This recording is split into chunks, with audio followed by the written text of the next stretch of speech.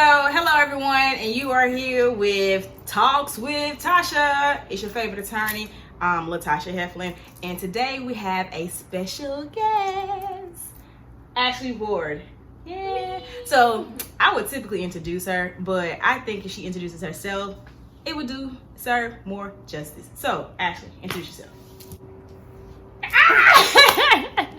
It's so hard to introduce yourself. I'm Ashley.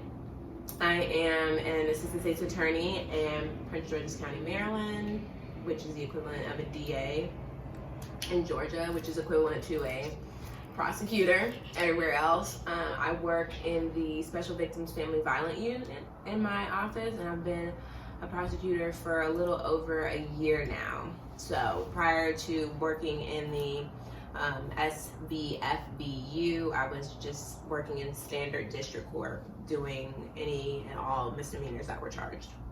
And to add to that background, you also clerk. And I was a judicial law clerk. Yes, I was. So I wanted to throw that tad bit. In addition, look at her sweatshirt. Talk to them about it. Oh, and I have my own book club. It's called Bees Book Club. So if you guys go on my page, which I'll give you guys probably after, all my information afterwards, please feel free to participate in my book club. It's monthly. It's the bomb. Yes. You'll enjoy it. We both love reading, and so, this is a great interview, and I enjoy her book club.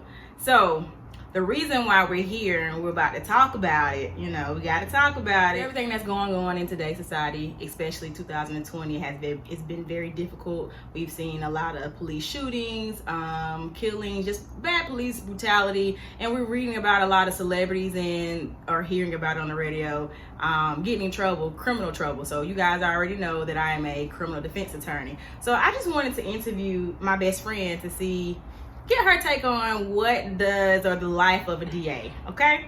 So Ashley, what exactly is your job description? Like, what type of cases do you handle? Everything. I handle.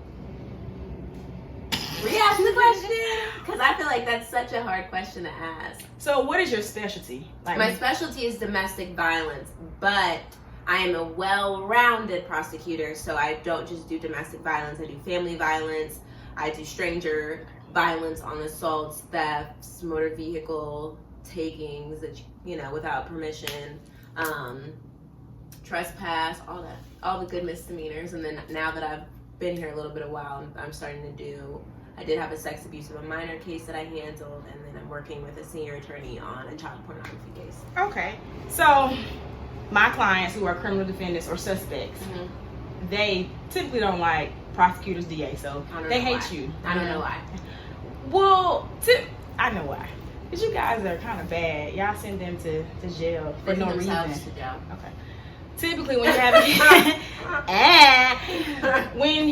when a case comes across your desk, what are you looking for to determine whether or not you are going to proceed in prosecuting the potential defendant?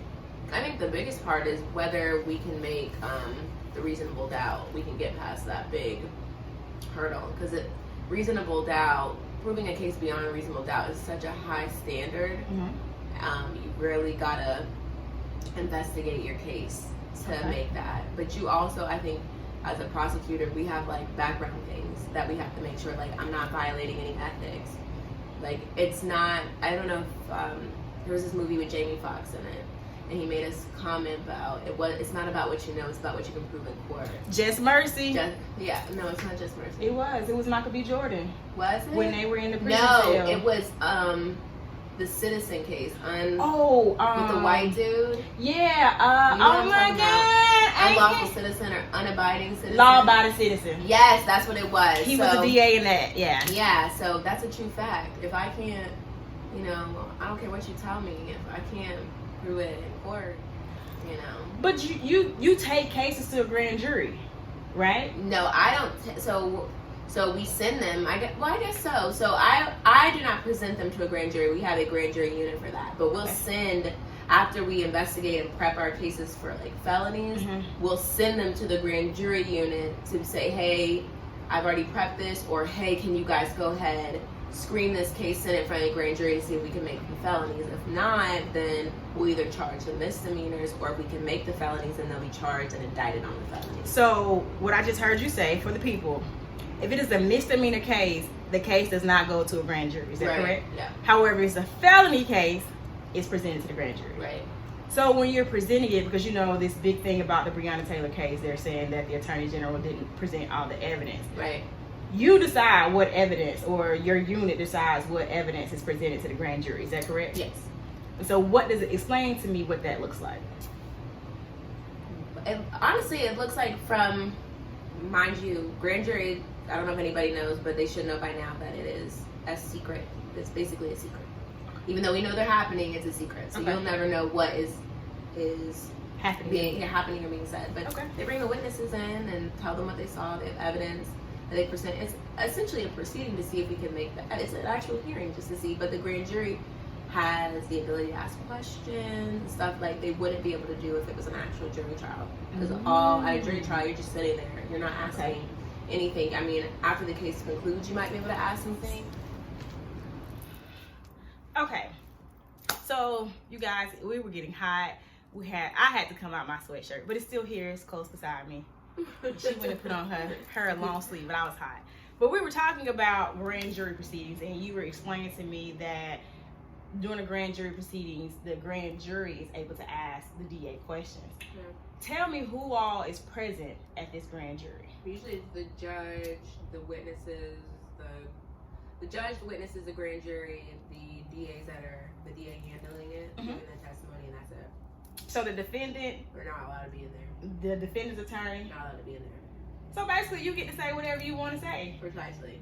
And majority of the time, have you ever, in your experience in sending a case to a grand jury, have you ever had them not indict a case? Yeah. You have? What does that look like? They just don't find I don't want to use the right terminology, but for our lay individuals, they just don't find there's enough evidence to charge for the felony. So usually what happens is we'll just charge the misdemeanors instead of the felonies. Okay. That makes sense. Which makes sense, yeah. Because it's like, why waste time indicting it and they say we can't, prove the felonies. But if they can, then they go ahead and sign the indictment form and go ahead The process. the process. So that was part one of a series of me interviewing Ashley Ward, who is a prosecutor here in Maryland.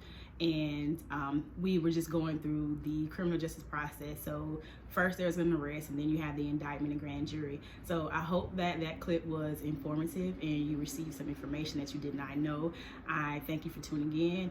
Don't forget to hit the subscribe button in my YouTube channel. If you're not on my YouTube and you're watching on Instagram, my link is in the bio. Go ahead and click on the link so that you can like and subscribe to my YouTube channel. Thank you again for tuning in to Talks with Tasha. I love you. Be safe.